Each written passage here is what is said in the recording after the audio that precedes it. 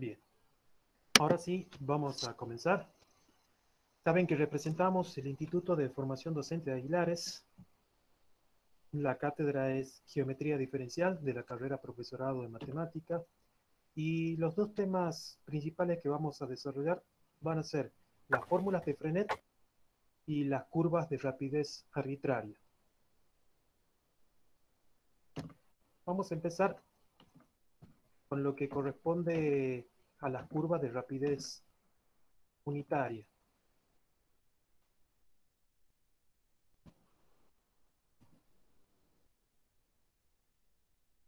Vamos a habilitar el puntero.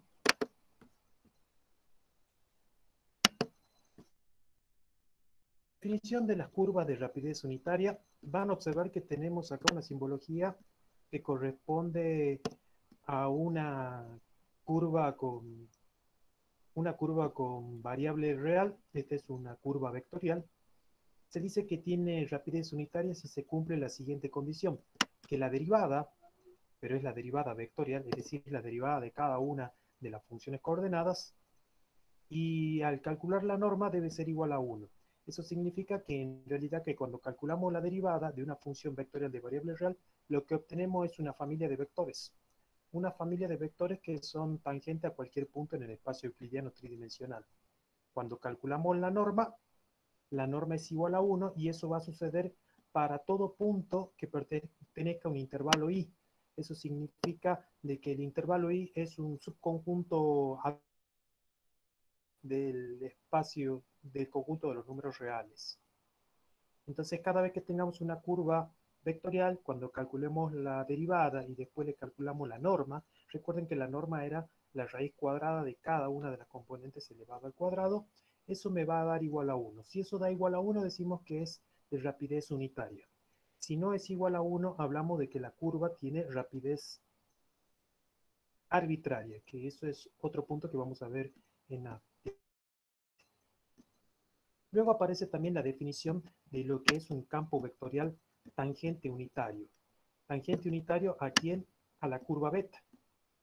Quiere decir entonces que lo único que para encontrar el campo vectorial tangente unitario, lo que debo hacer es calcular la derivada. Cuando calcula la derivada de una función vectorial de variable real, lo que vamos a obtener es un vector. Y ese vector es un vector genérico que me va a ir dando cada uno de los vectores tangentes unitarios en un determinado punto. Por supuesto, esto está generalizado para todos los puntos o para todo el recorrido de esa función beta. Por lo tanto, acá decimos que representa un campo vectorial tangente unitario. Otro de los campos vectoriales también muy importante es el campo vectorial normal principal, que lo estamos remarcando. El campo vectorial normal es un vector también que surge de multiplicar 1 sobre k, en donde k es un número real que representa la curvatura de la función vectorial de variable real, y t' es la derivada del vector tangente. En realidad, el campo vectorial normal y principal nos indica la dirección en la que beta da vuelta en cada uno de los puntos.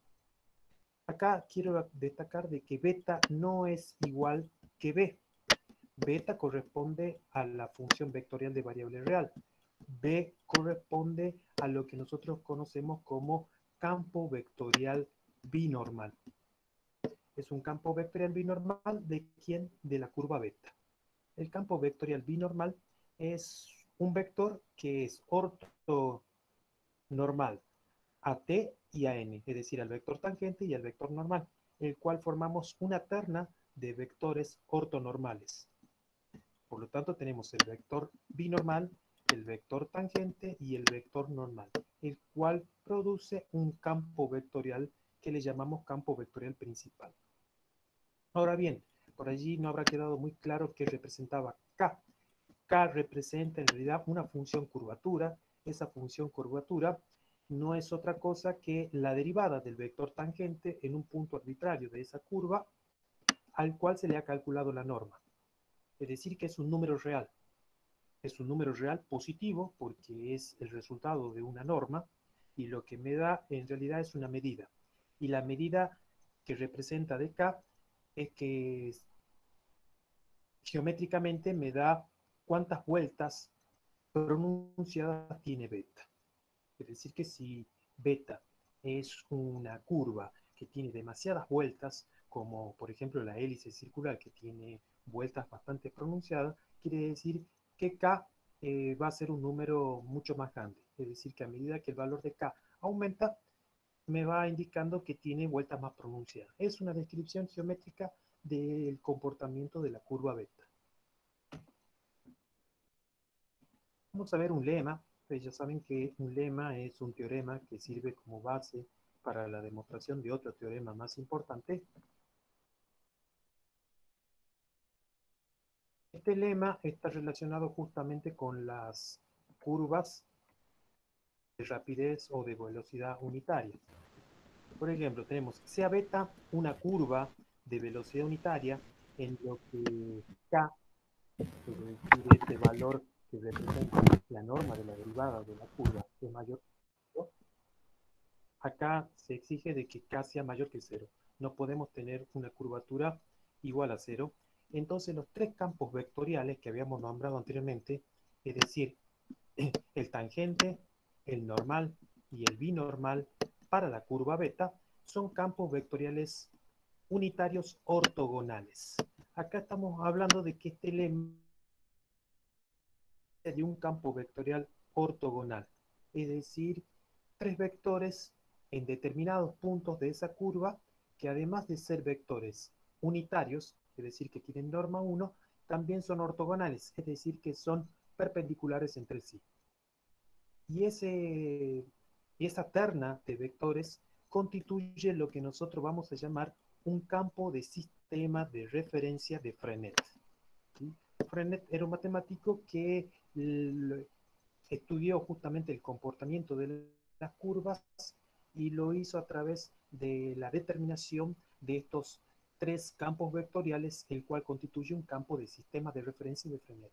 Normalmente nosotros estamos acostumbrados a trabajar con sistemas de campos de referencia, como lo son la base canónica, es decir, dentro de un sistema de ejes cartesianos tridimensional, cuando ustedes graficaban una función vectorial de variable real, allí tenían el eje X, el eje Y, el eje Z, forman un sistema de referencia tridimensional, pero es un sistema de referencia natural. Ese campo de sistema de referencia natural o usual, como lo suelen llamar en algunos casos, es un sistema de referencia el cual no se exige que sea unitario, pero sí se exige que sean ortogonales, es decir, perpendiculares entre sí. En este caso, el sistema de referencia de Frenet es un sistema totalmente particular porque relaciona al vector tangente, al vector normal y al vector binormal para cada uno de los puntos de la curva beta, en este caso, que debe tener una rapidez unitaria. Es decir, no para cualquier curva, solamente con la condición de que posea una velocidad unitaria. Luego va a aparecer un concepto muy importante que es el concepto de torsión. Nosotros lo vamos a denotar con tau, ¿sí? Una letra del alfabeto griego, y ese mide las torceduras de beta. Por ejemplo, si tenemos en cuenta un destapador de corcho, tiene la forma de una hélice circular. ¿Sí? Por ahí, los que están acostumbrados a destapar vinos van a observar que el destapador de corcho tiene una forma de espiral. Esas vueltas se pueden medir a través de la torsión, el concepto de torsión entra allí. Ese concepto de torsión nosotros lo vamos a denotar con tau, que es la letra del alfabeto griego, reitero, y ya vamos a ver cómo se define. Primero vamos a ver qué es lo que representan las fórmulas de Frenet, cómo se las calculan. Creo que hay alguien más que quiere ingresar, ya lo aceptamos.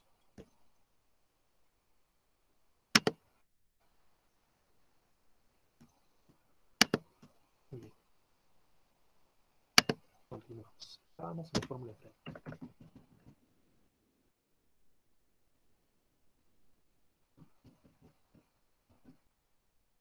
Bien, como les decía, Frenet lo que le interesaba era estudiar justamente cada uno de los puntos de una curva. Y a través del estudio de cada uno de los puntos de esa curva, determinaba un sistema de campos de referencia al cual la denominó sistema de campo de referencia de Frenet. Ese sistema de campo de referencia, conocido como campo de sistema de referencia de Frenet, aunque parezca por allí un poco repetitivo, corresponde justamente solamente a curvas de rapidez unitaria en la que la curvatura debe ser mayor que cero. Es decir, voy a habilitar el puntero. Si tenemos una curva de rapidez unitaria, vamos a tener que la derivada del vector tangente va a estar dado por el producto K y el vector normal. Tengan en cuenta de que K es solamente la norma de la derivada. Por eso es que se exige que K debe ser mayor que cero. La derivada del vector normal es igual al producto de menos K por T, que es la curvatura, más tau por B, que es la torsión por el vector binormal. Tengan en cuenta que acá tenemos el vector tangente, el vector binormal. Y estos son producto de un escalar por un vector, producto de un escalar por un vector. Y como obtenemos vectores, podemos sumar tranquilamente esos vectores. Y la derivada del vector binormal está dado simplemente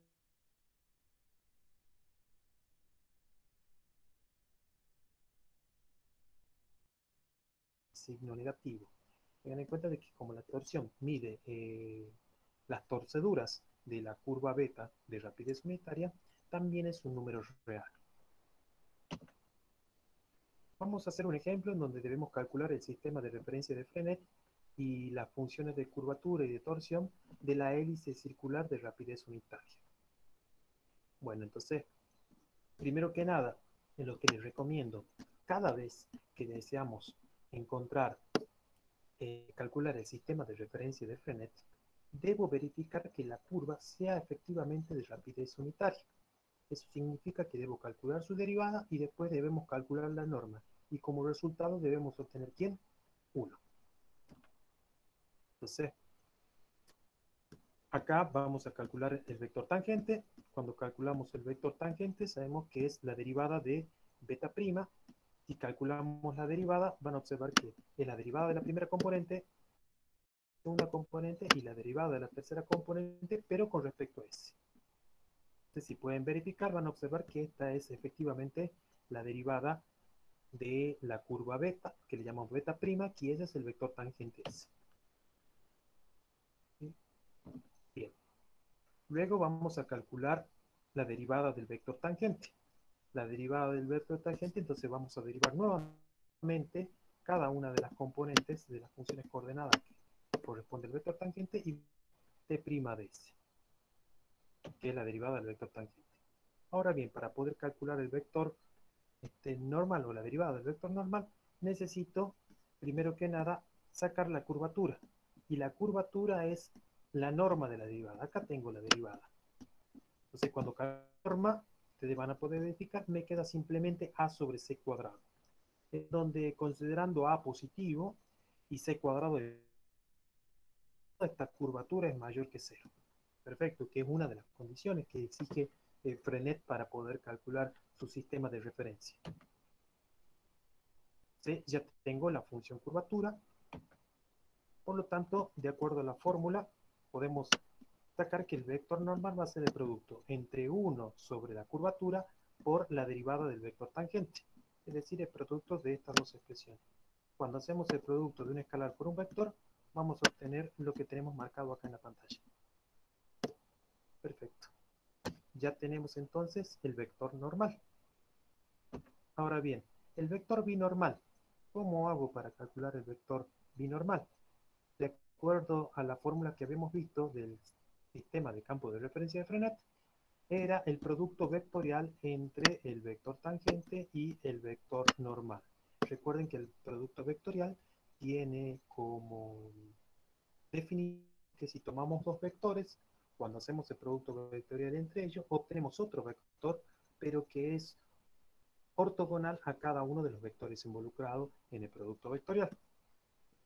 Por lo tanto, cuando hacemos el producto vectorial entre el vector tangente y el vector n, vamos a obtener el siguiente vector, el cual le llamamos vector binormal. Hasta allí ya tenemos el sistema de referencia de Frenet, que es el vector tangente, el vector normal y el vector binormal. Y la derivada del vector binormal está dada por esa expresión que es simplemente la derivada de cada una de las funciones coordenadas. ¿Cómo hago para calcular la torsión? Simplemente vamos a multiplicar, o por lo menos vamos a sacar cuál es la diferencia entre b' s, que en este caso vamos a observar que es bc cuadrado, bueno, y acá también es 0, ¿de quién? Justamente del vector binormal. Por lo tanto, el vector o la expresión que corresponde a la torsión es b sobre c cuadrado, que es muy parecida a la función curvatura. Es decir, que ya hemos calculado y la función torsión. Si bien le llaman función curvatura o función torsión, no tienen valores independientes como cuando hablamos de una función f de x y decimos, x es la variable independiente. Estas no. Son funciones, ¿por qué? Porque van a depender justamente de los valores de a y b. Fíjense en que la función beta dada, los valores de a y los valores de b arbitrario, por allí podemos decirle que son funciones de torsión o función curvatura. ¿Qué significa gráficamente? Bueno, van a observar que esta es la hélice circular. Acá podemos marcar sobre una espira de la hélice circular. Espira es cada una de las vueltas de la hélice circular. El vector binormal, que es un vector ortogonal al vector tangente y el vector normal, y el cual formamos un sistema de referencia o sistema de referencia de Frenet. Ese sistema de referencia de Frenet está dado justamente por esos tres vectores que son ortonormales, digo, porque son de norma 1 y además perpendiculares entre sí.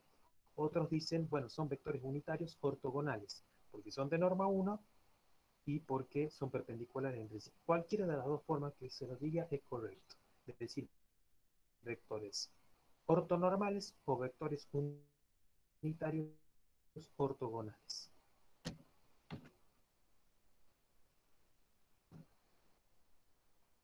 Bueno, esto quedó pegado de una diapositiva anterior, así que eso lo vamos a dejar. Ya vimos entonces lo que son las curvas de rapidez unitaria. Ahora vamos a ver cómo son las fórmulas de Frenet para curvas de rapidez arbitraria. Las curvas o las fórmulas para las curvas de rapidez arbitraria son un poquito por ahí, no más complejas, pero sí un poquito más engorrosa a la hora de querer calcular el sistema de referencia de Frenet.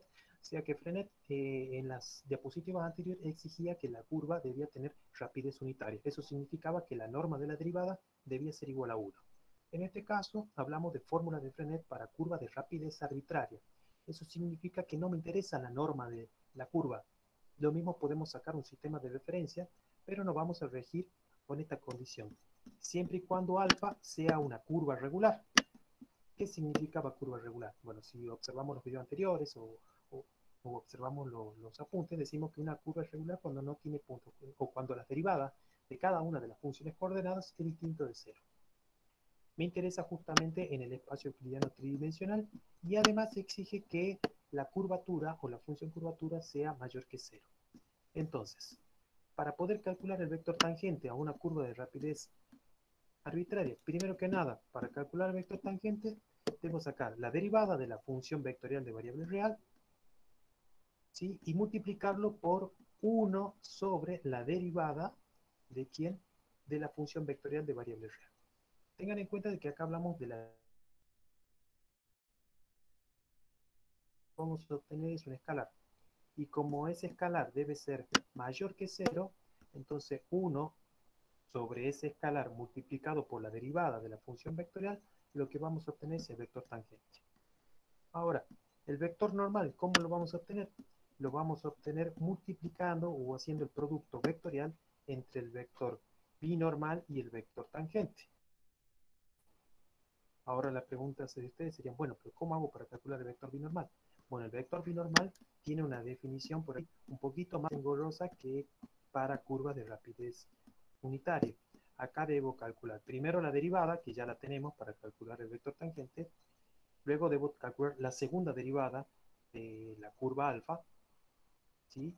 Y hacer el producto vectorial entre la derivada de alfa y la segunda derivada de alfa.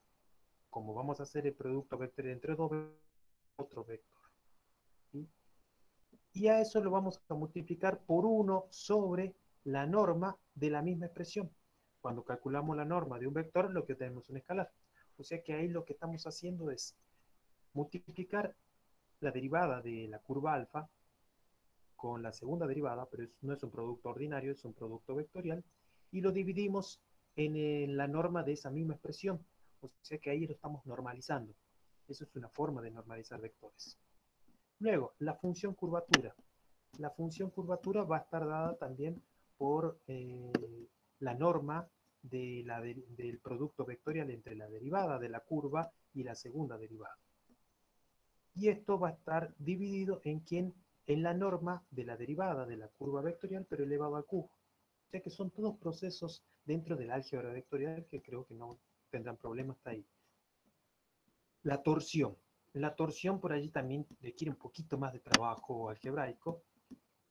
Observen que tengo la derivada de la curva, después voy a tener que sacar la segunda derivada, hacer el producto vectorial y después por la tercera derivada. Esto es lo que nosotros conocemos como triple producto escalar sobre la norma del producto vectorial entre la derivada de la curva alfa y la segunda derivada de la curva alfa elevado al cuadrado. Quiere decir entonces que como estamos sacando la norma, pero como lo elevamos al cuadrado, va a ser un número real, pero sin la raíz en el denominador. O sea que vamos a multiplicar todo ese vector obtenido en el triple producto escalar, un escalar sin la raíz, puesto que ha sido eliminado por esa potencia cuadrática que tiene esa norma. Bien, y estas son las fórmulas de Frenet para la curva de rapidez arbitraria. Por ejemplo, calcular el aparato de Frenet de la curva, ¿sí? Vamos a ver un ejemplo. Allí tengo una curva que ustedes pueden verificar después que no es una curva de rapidez unitaria, es totalmente arbitraria. Bueno, lo primero que debo hacer es calcular la derivada. Cuando calculo la derivada y la norma de la derivada, vamos a obtener esta expresión, que es raíz cuadrada de 18 por 1 más t cuadrado. Luego, la derivada está dado por toda esa expresión. Vamos a sacar la segunda derivada, ya tenemos los dos vectores, y después voy a sacar la tercera derivada, puesto que la necesito tanto la primera, la segunda derivada, la tercera derivada y la norma de la primera derivada de la curva alfa. Y ahora sí aplico las fórmulas, y al aplicar la fórmula ustedes van a observar que si hacemos en realidad el producto vectorial entre alfa prima y alfa segunda, haciendo el producto vectorial,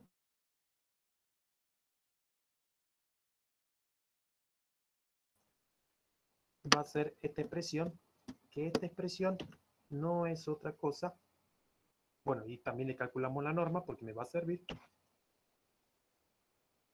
Y allí, usando la fórmula del vector tangente, vamos a obtener lo que es el vector tangente de las curvas de rapidez arbitraria.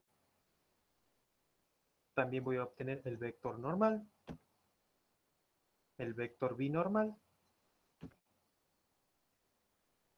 función curvatura, que a la vez la función, esta tiene esta característica, ustedes después la van a poder comprobar, que la curvatura y la torsión son exactamente.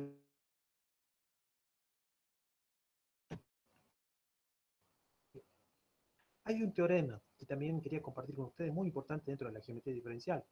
Si tenemos una curva regular alfa, en la que la función curvatura es mayor que 0, es una hélice cilíndrica. Hablamos de hélice cilíndrica cuando la hélice tiene espiras, las cuales sus espiras tienen medidas regulares. Si solo si se cumple algo. Si la razón entre la torsión y la función curvatura es constante. Y acá surge cierta característica, van a observar. Si la curvatura es cero, significa entonces de que la función vectorial que estamos trabajando es una recta. Si la torsión es cero, o sea, solamente si la torsión es cero, significa entonces de que la curva es una curva plana. Por ejemplo, por ahí tenemos una curva y resulta de que obtenemos que la torsión es cero. La circunferencia es una curva que tiene torsión cero. La recta es una curva que tiene la función curvatura cero. Ahora, supongamos que la función curvatura es constante y que la torsión es cero, se da estas dos cosas, estamos hablando de una circunferencia. Si tenemos la curvatura P o la torsión es distinta de cero, pero es constante, allí estamos hablando de una hélice circular, que a veces puede coincidir como en el caso anterior. Y si el cociente entre la torsión y la curvatura es constante, estamos hablando entonces de una hélice cilíndrica. Ese es un tema muy importante que quería compartir con ustedes y que hay que tenerlo en cuenta cuando hacemos el estudio de una función vectorial de variable real. Ahora bien, vamos a generalizar el concepto de derivadas que corresponde a derivadas covariantes. Este concepto general allí el concepto de derivada que hay que tener en cuenta cuando trabajamos con funciones vectoriales. Supongamos que tenemos W, un campo vectorial definido justamente en el espacio euclidiano tridimensional y que tengamos un vector tangente a un punto P. Recuerden que un vector tangente es tan solo un punto del espacio tridimensional. Entonces la derivada covariante de este campo con respecto al espacio euclidiano tridimensional en el vector B es un vector tangente. Lo vamos a denotar con esta expresión, ¿sí?, que es parecida justamente a lo que nosotros conocemos como gradiente. Acá tenemos este operador nabla, ¿sí?, que es la letra delta, que es el triángulo invertido, con respecto a B, ¿sí?, que es el vector, un vector tangente arbitrario del campo. Decimos que es en realidad la derivada covariante en la dirección de este vector valuado en el punto cero. Es decir, la derivada covariante en realidad lo que mide es la rapidez inicial. Y allí muchos podrán preguntar, ¿la rapidez inicial de qué? La rapidez inicial de variación de ese campo a medida que se desplaza en la dirección de B. ¿Y por qué hablamos de rapidez inicial? Hablamos de rapidez inicial porque la respuesta está acá. Lo evaluamos en el punto cero. Van a observar que acá tenemos el campo evaluado en el punto P. Cuando calculamos su derivada, lo que hacemos es obtener un vector tangente, ¿sí? Pero si lo en la dirección de ese vector tangente, como lo estamos marcando acá en la figura, en la dirección de ese vector tangente, si bien algunos podrán decir, bueno, pero ahí ese vector es P más TB. P es un punto de paso, T es un parámetro y B es el vector dirección, es decir, que voy en la dirección del vector B. Está contenido dentro de esa recta. Por lo tanto, a medida de que vamos desplazándonos por este campo, ¿sí?, por eso es que decimos, a medida de que P se va desplazando en la dirección de B, acá van a observar que esta es la dirección de B, lo voy a poner ahí, en la dirección de B, lo que vamos a ir haciendo es obtener por acá vectores tangentes. Por eso es que decimos que WP, que esta derivada covariante mide en realidad la rapidez inicial, porque estamos evaluando en el punto cero de variación a medida de que el punto P se mueve o se desplaza en la misma dirección del vector B. Es un concepto mucho más general que el de derivadas directas. Vamos a ver un ejemplo de cómo calcular la derivada covariante. Calcular la derivada covariante del campo W en la dirección del vector en el punto P. Allí tenemos el vector B.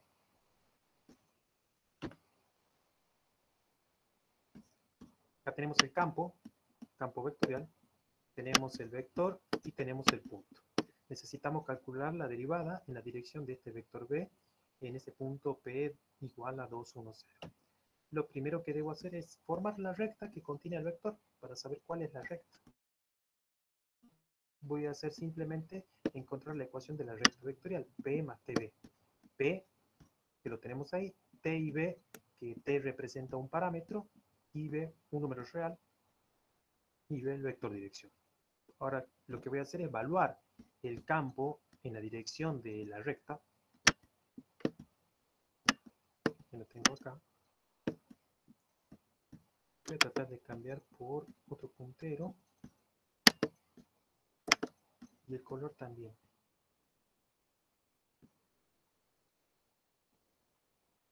Quizá me sirve el amarillo. Bien. Entonces ya tenemos el campo, en este sector, tenemos el campo valuado en la dirección de la recta. Lo único que me quedaría es hacer la variación inicial, es decir, reemplazar a quién, reemplazar a t por 0. Cuando reemplace a t por 0, y voy a tener elevar al cuadrado esto, voy a reemplazar a t por 0, entonces esto me va a quedar directamente menos 4u sub 1 más 2 sub 3. Tengan en cuenta que u sub 1 y u sub 3 que estoy marcando acá dentro del campo vectorial representa el sistema de campo de referencia usual o natural. Es decir, u sub 1 corresponde al vector unitario 1, 0, 0. Y u sub 2 va a corresponder al vector unitario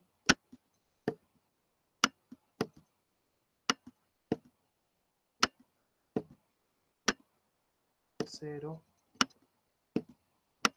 1, 0.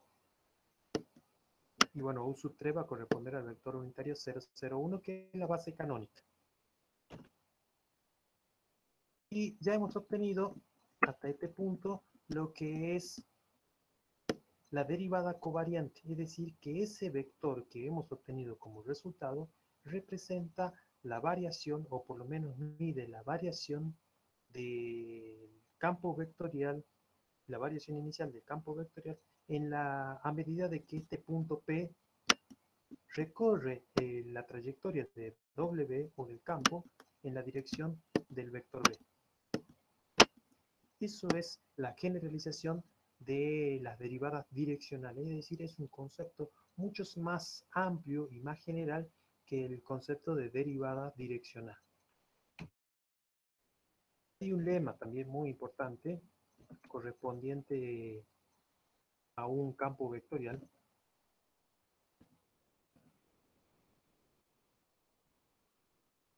Y tenemos a W como un campo, es un campo vectorial en E cubo. Si B es un vector tangente en P, entonces se va a cumplir.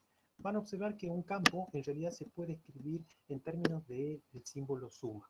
Se puede escribir justamente así porque en realidad podemos hacer variar I, este subíndice I que tenemos acá, va a variar entre quién, entre 1 y 3, porque estamos hablando de un espacio tridimensional. Es decir, que eso va a ser omega 1 por U sub 1 más omega 2 por U sub 2 más omega 3 por U sub 3. Y ahí ya tenemos el desarrollo de un campo vectorial. Por supuesto que esto se puede generalizar para n dimensiones. Nosotros nos interesa solamente lo tridimensional. Lo de dimensiones más altas lo vamos a dejar para otro momento. Entonces, tenemos un vector tangente a P.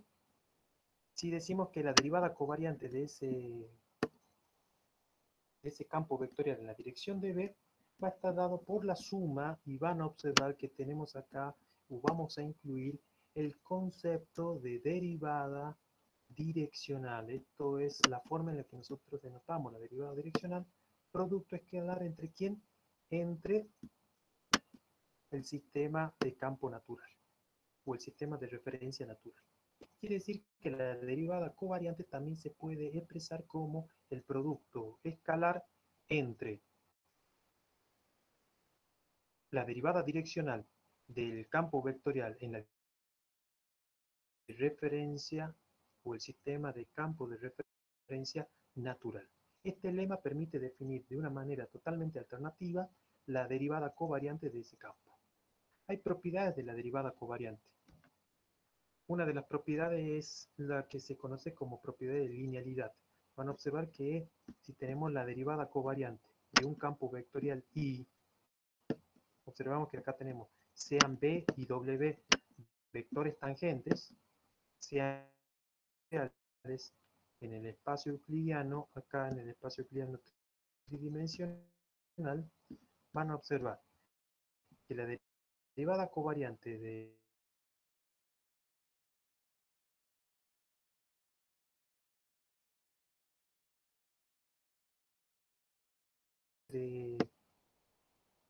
entre el escalar A y la derivada covariante del campo I en la dirección de B, más el escalar B, producto escalar entre la derivada covariante del campo vectorial I en la dirección de W. Esa es una de las propiedades, que la vamos a mencionar, no la vamos a demostrar porque si no se nos va a ir bastante el tiempo. Otra de las propiedades también importantes es que la derivada covariante de una combinación lineal entre los escalares A y B de los campos vectoriales y z en la dirección del vector B se puede dar también como el producto escalar entre el escalar A y el campo vectorial I en la dirección de B, más una propiedad de linealidad, pero esta es con respecto a los campos. La otra es una tercera propiedad es que si tenemos que la derivada covariante en la dirección de B del producto y un campo vectorial va a ser igual a la derivada direccional de la función vectorial en la dirección del campo vectorial valuado en un punto P más la función valuada en el punto P por la derivada covariante. Observen algo. Acá estamos hablando de derivada direccional y acá estamos hablando de derivada covariante. Es decir, cada vez que quiera calcular la derivada de un campo vectorial, estamos hablando de derivada covariante. Cuando hablo de derivada direccional es un poquito menos general y sucede justamente porque estamos derivando un campo escalar. Esto es un campo escalar. Entonces, esta sería el 3 y esto sería el 4. Y la derivada covariante del producto de dos campos en la dirección de un vector B, acá faltó vector B, es igual al producto de la derivada covariante del primer campo en la dirección de B por el segundo campo vectorial sin derivar, pero evaluado en un punto arbitrario P, más el primer campo vectorial sin derivar, pero evaluado en un punto P arbitrario, por la derivada covariante en la dirección de B del campo vectorial C. Una especie de propiedad muy parecida o análoga a la derivada del producto. Nada más que acá estamos hablando de derivada del producto de dos campos vectoriales y no es una derivada ordinaria, sino una derivada covariante. Vamos a ver los campos de sistema de referencia. Como les dije al principio, cuando hablábamos de un campo de sistema de referencia, el más conocido por ustedes era el sistema de campo natural, que son el sistema de ejes coordenados, en este caso el eje X, el eje Y y el eje Z, y las bases canónicas. Los campos vectoriales, en este caso, que vamos a mencionar acá, si tenemos a E1, a E2 y a E3 como campos vectoriales en el espacio tridimensional, constituye un campo de referencia de cubo, un campo totalmente arbitrario, si cumple la siguiente condición, que el producto, acá tenemos un producto escalar, entre E sub j, en donde I y j son subíndices que van a variar entre 1 y 3, es decir, I va a ser menor o igual que 1 y j va a ser I va a ser mayor o igual que 1 y j va a ser menor o igual que 3. Es decir, que allí van a tener las diferentes combinaciones. Por ejemplo, le voy a hacer una combinación para que ustedes entiendan un poquito. Por ejemplo, si tengo E1 por E1. Esta es la famosa función delta de Kronecker. E1 por E1, eso va a ser igual a 0.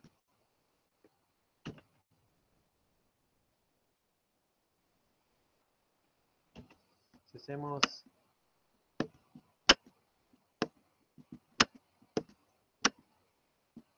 E1 por E2,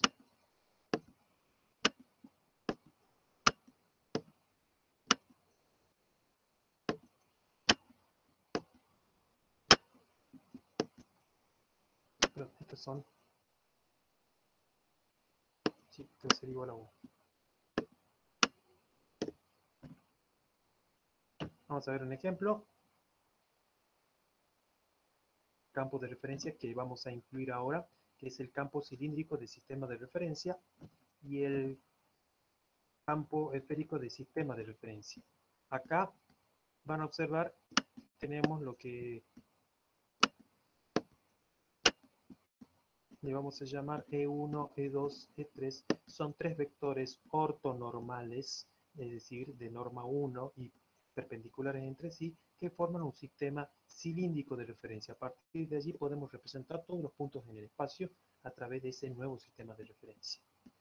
Y acá tenemos un sistema de referencia esférico, en donde en cada punto de una esfera podemos presentar un sistema, el cual ese sistema también va a gozar con esa propiedad de ser ortonormales y entre sí, es decir, perpendiculares y de norma 1. Vamos a detallar un poquito más. En un sistema de campos de referencia, el campo cilíndrico de referencia está dado por esta formulita, en donde tenemos que 1 va a ser igual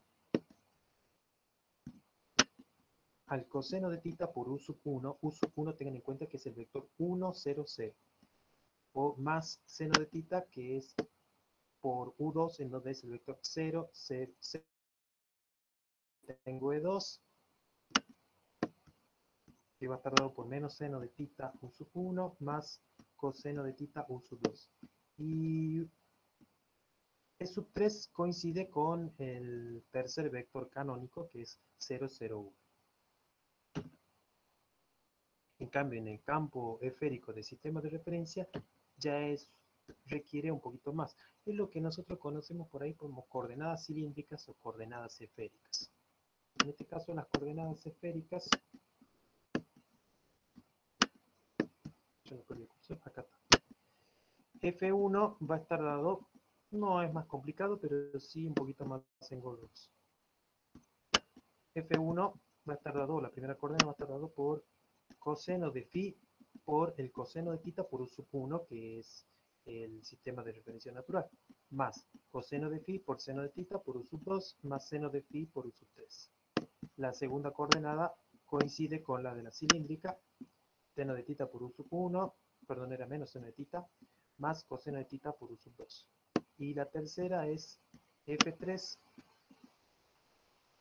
igual a menos seno de phi por coseno de tita por U sub 1, menos seno de phi por seno de tita por U sub 2, más coseno de phi por U sub 3.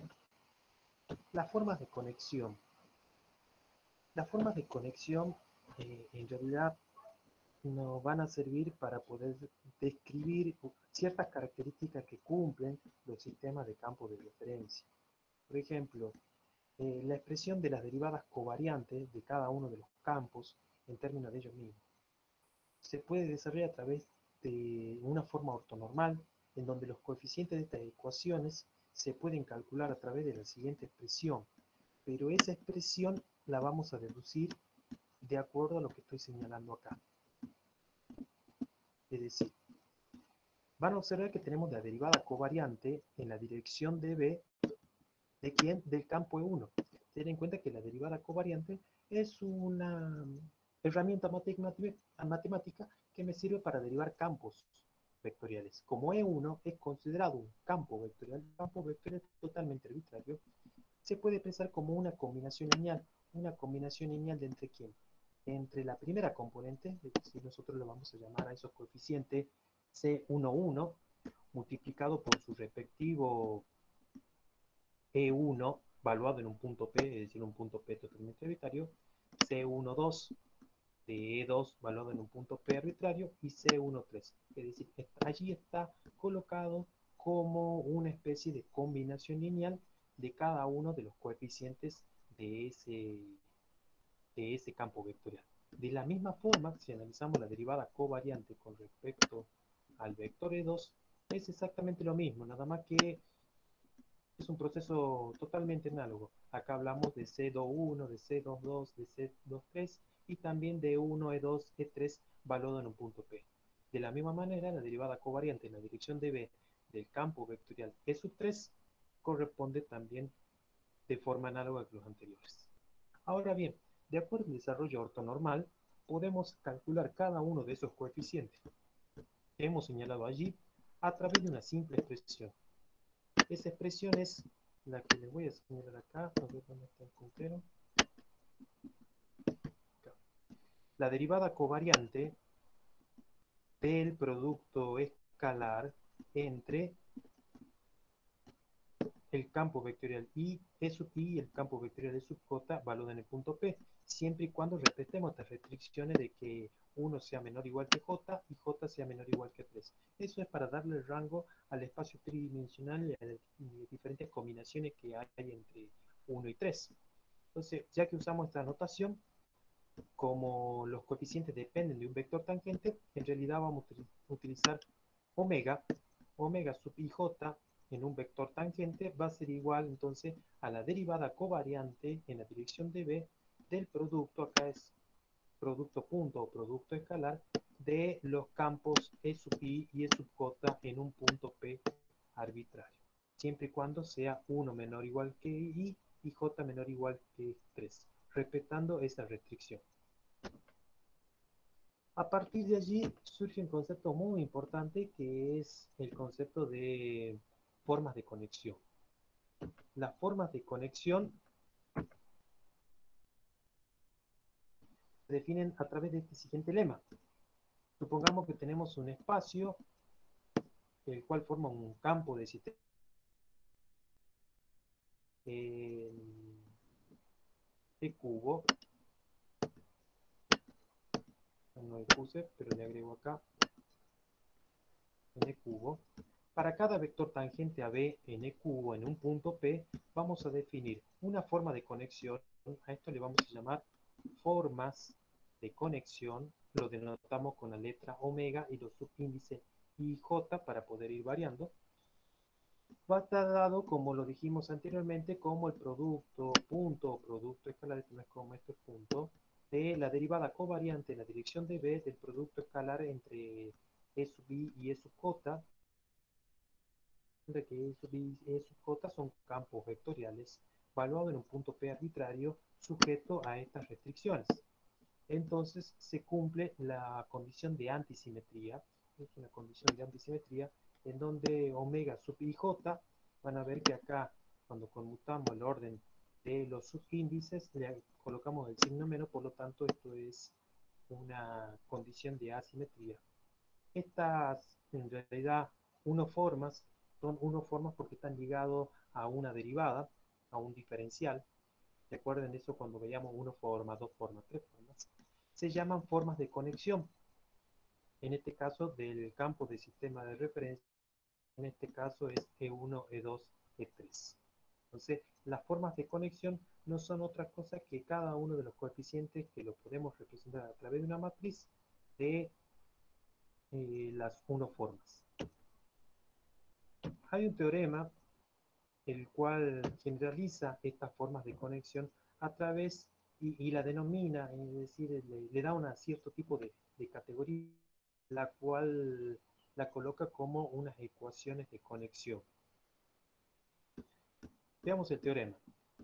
Sea la forma de conexión omega sub ij en donde se cumple esta restricción, la forma de conexión de un sistema, de un campo de sistema de referencia, en este caso E1, E2, E3, en E cubo, entonces en cualquier campo, fíjense que dicen cualquier campo vectorial B, de E cubo por supuesto, se verifica de que la derivada covariante de cualquiera de esos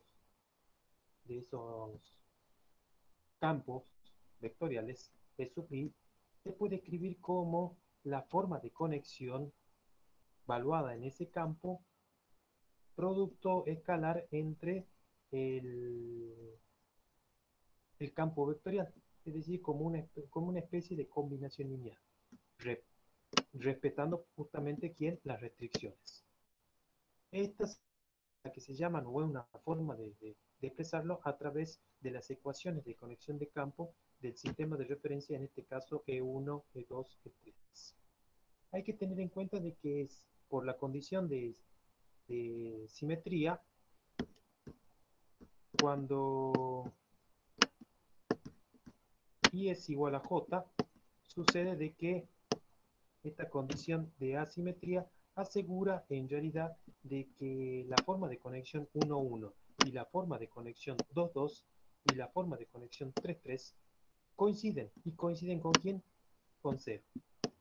Por lo tanto, todos los elementos de la diagonal principal de esa matriz van a ser nulos. Ya vamos a ver cómo formamos la matriz. Esta es la matriz en donde cada uno de los coeficientes formas, son formas de conexión, es decir, unoformas. Por lo tanto, cuando reemplazamos toda la diagonal principal, van a observar que es igual a 0, considerando la forma de conexión como elemento de una matriz de asimétrica de unoformas, van a observar que omega 1, 2 o la forma de conexión 1, 2 es igual a la forma de conexión, en este caso sería 2, 1, pero está colocado con el signo menos. Es decir, que estos valores son exactamente los mismos. ¿Sí? Esto ya se ha calculado. Fíjense que acá tendría que tener 1, 2, 2, 1, pero al haber conmutado estos valores, le hemos cambiado el signo acá en este proceso. Eso por la propiedad de antisimetría.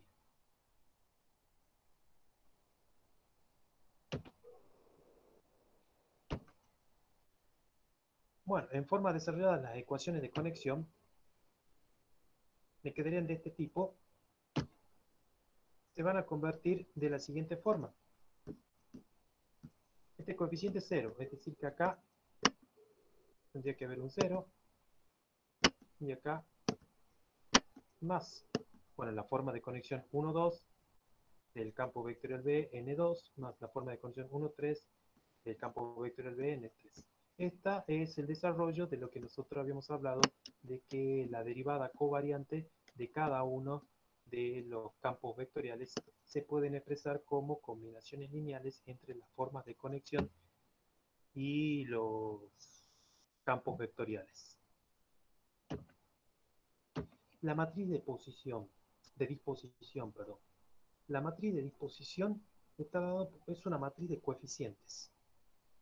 Y quiero calcular, en realidad, el diferencial de una matriz de disposición, en el cual ya vamos a ver los coeficientes, pero hablamos de los coeficientes dentro de un sistema de campos de referencia. Y la matriz diferencial no es otra cosa que la derivada de cada uno de los coeficientes. Como los coeficientes son funciones, entonces vamos a ir derivando cada una de las funciones. Hay un teorema muy importante que es el teorema de la matriz de las formas de conexión.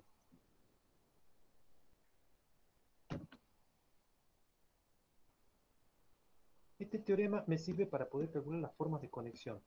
Si A es la matriz de disposición, es decir, formada por los coeficientes, y después tengo que omega es la matriz de las formas de conexión de un campo de sistema de referencia, en este caso de 1, E2, E3, entonces esto se puede expresar a través del producto entre la diferencial de la matriz y la transpuesta de la matriz. Cuando hacemos el producto entre esas dos matrices que van a tener el mismo orden, lo que vamos a encontrar son matrices cuadradas, por supuesto. Lo que vamos a encontrar es la matriz que forma, o la matriz de formas de conexión de un campo de sistema de referencia, en este caso de cubo. Vamos a ver un ejemplo. Encuentre la matriz de la forma de conexión del campo cilíndrico del sistema de referencia, y el campo cilíndrico que vimos anteriormente estaba definido de esta forma. Vamos a encontrar las formas de conexión. Es muy sencillo encontrar la forma de conexión, porque lo único que tengo que hacer es observar. Acá tengo coseno de tita, mi primer elemento, coseno de tita. Luego tengo seno de tita ligado aquí a U sub 2, que es el sistema de campo natural, entonces seno de tita. Y acá podría tener más 0, entonces ahí le agregamos el 0. De la misma manera, seno de tita menos seno de tita, lo colocamos acá. Y bueno, abajo tenemos el vector 0,0,1,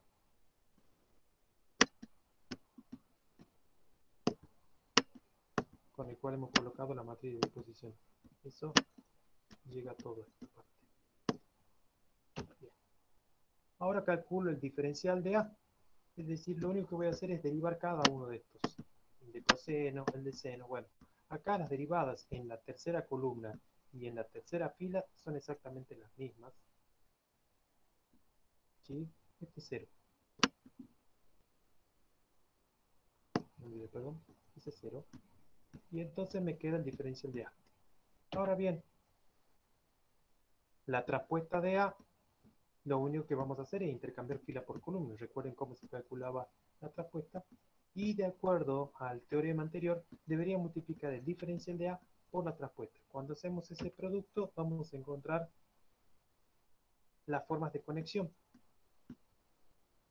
en el cual observo que tengo menos tita diferencial de tita.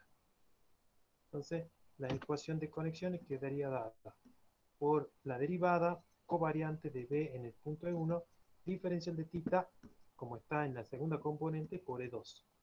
Que esto también se puede escribir como la derivada direccional del campo vectorial B de tita por E2.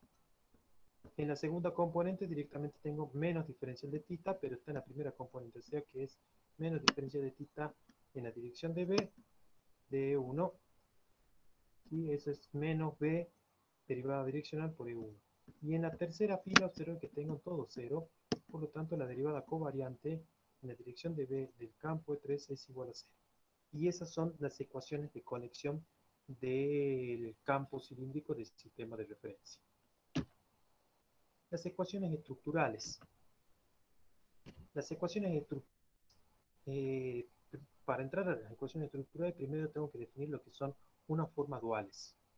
Las unas formas duales, la definición establece lo siguiente.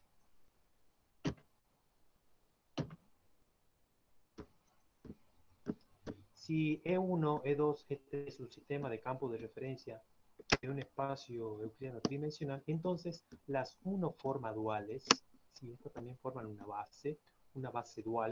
Recuerden que una base dual en realidad es, es una base de un espacio vectorial formado por otros espacios vectoriales. Del campo de sistema de referencia son unas formas con la siguiente propiedad. La propiedad es que cada una de esas unoformas duales se puede expresar como el producto escalar entre un vector arbitrario tangente y cada uno de los campos del producto de los campos vectoriales pertenecientes al campo de sistema de referencia.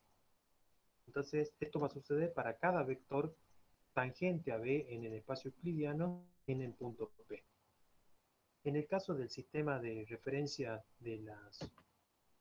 el sistema de referencia natural, van a observar de que U sub I es el sistema de campo de referencia natural. Los duales son los diferenciales de X sub I. Es decir, si hablamos de los ejes X, Y y Z, las formas duales son quienes diferencial X, diferencial Y, diferencial Z. Para hacer una analogía y como quede un poquito más claro con respecto a las ecuaciones estructurales, que es lo que vamos a entrar ahora. Hay un teorema, un lema de unicidad que vamos a enunciar,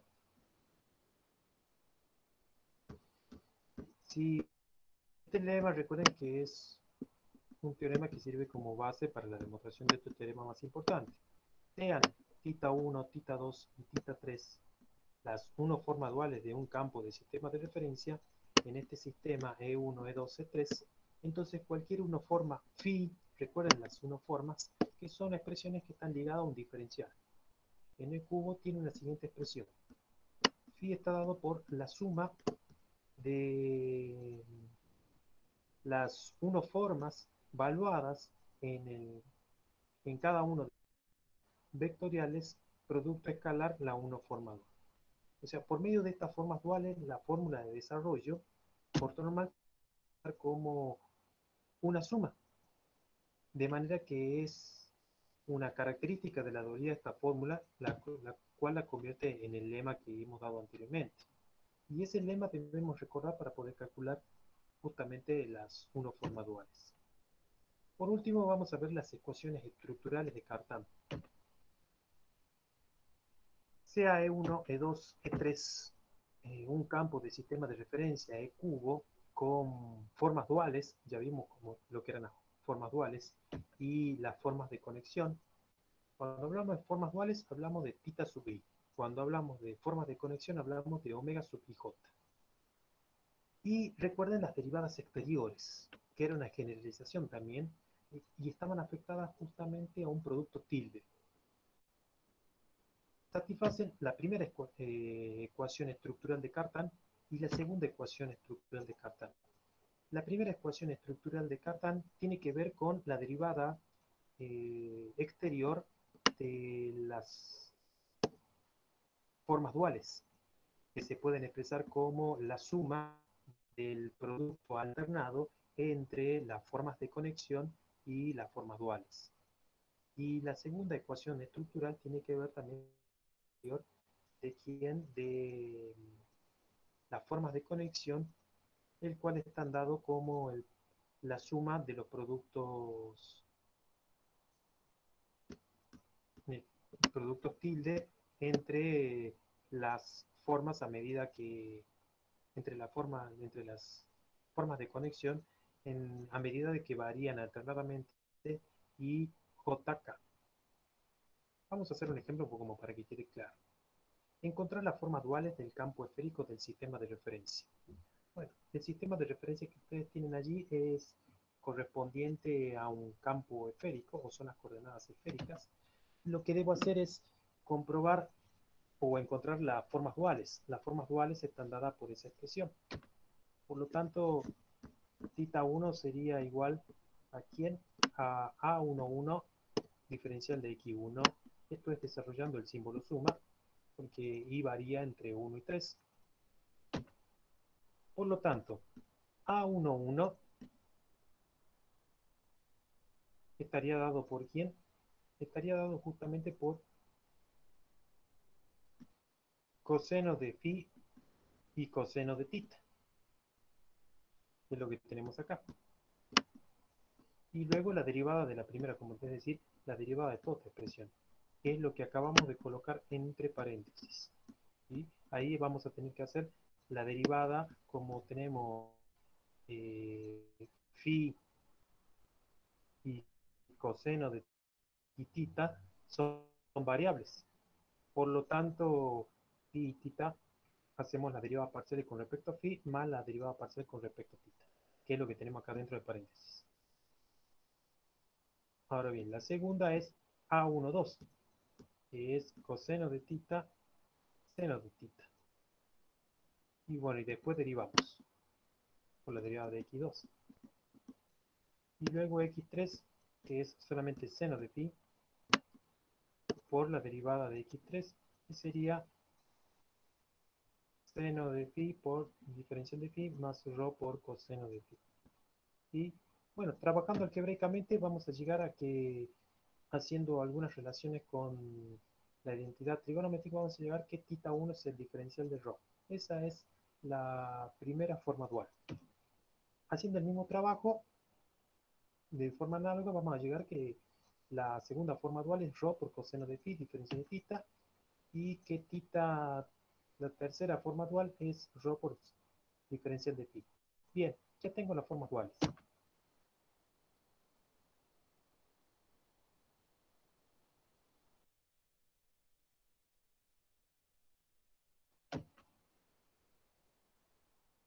Veamos ahora cómo hacemos para encontrar las formas de conexión del campo esférico del sistema de referencia.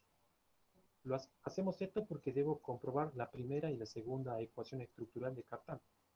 Bueno, en este tenemos justamente el campo esférico del sistema de referencia, que lo habíamos definido en una de las diapositivas. Entonces, primero que nada voy a calcular la matriz de disposición. Que la tenemos acá. Listo. Calcular la matriz de disposición es sencilla. Colocamos del mismo formato, solo con la diferencia de que no lo tenemos en términos de U1 y U2. Luego, calculamos el diferencial A, es decir, que vamos derivando cada uno, y cada una de estas derivadas están dadas de forma parcial, teniendo en cuenta que θ y φ son variables. Cada uno de estos que he señalado representan unas formas. La traspuesta de A, bueno, intercambiamos las filas por renglones, ya tenemos la traspuesta.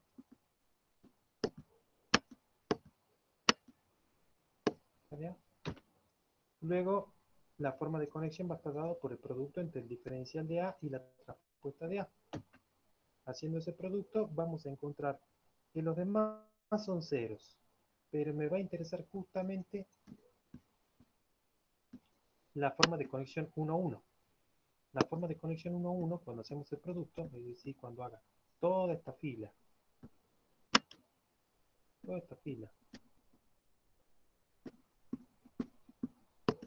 por toda esta columna, vamos a encontrar la expresión que tenemos acá. Luego, trabajando algebraicamente, van a llegar de que finalmente la forma de conexión 1-1 es 0. Se va a cancelar todo.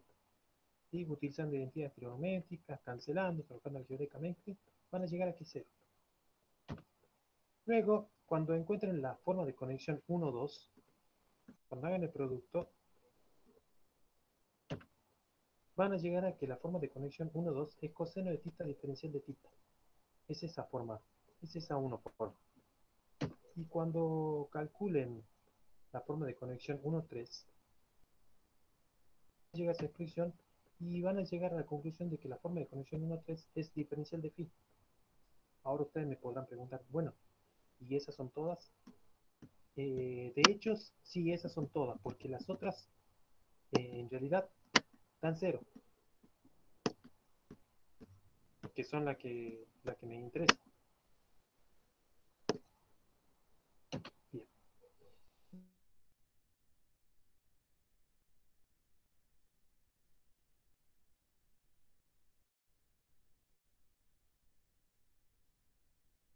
Duales y hemos calculado las formas de conexión. La tenemos acá. Estas son las formas duales y estas son las formas de conexión. Para poder comprobar la primera ecuación de Cartan, la primera ecuación estructural de Cartan va a estar dado por la derivada exterior de la forma dual 3, que va a estar dado por la suma de la forma de conexión producto tilde la forma dual. Es decir, que desarrollando esto tendríamos la forma de conexión 3-1 producto tilde, la forma de conexión 1-2, la forma de conexión 3-2 producto tilde, la forma dual 2. Van a observar que si hacemos el producto, la forma 3-1 es la que tengo acá, 1-3, pero le coloco el signo menos por esa propiedad de antisimetría, entonces menos diferencial de ρ. Producto tilde, θ 1, lo que tengo acá, diferencial de ρ. Puedo cambiar por la propiedad de simetría y ya tengo la primera ecuación estructural de Cartan. Diferencial de ρ, producto tilde, diferencial de φ. Recuerden que los diferenciales cuando cambiamos también tienen la propiedad de cambiar el signo. Y la otra parte sería entonces que la forma de conexión 3,2, producto tilde, la forma dual 2, bueno, 3,2, lo tenemos acá, que sería con el menos, ¿sí? Por la propiedad antisimétrica, producto tilde, la forma de conexión 2 es ρ por coseno de phi, theta, ¿qué es esto? Hacemos el producto tilde entre estas dos expresiones, van a observar una característica.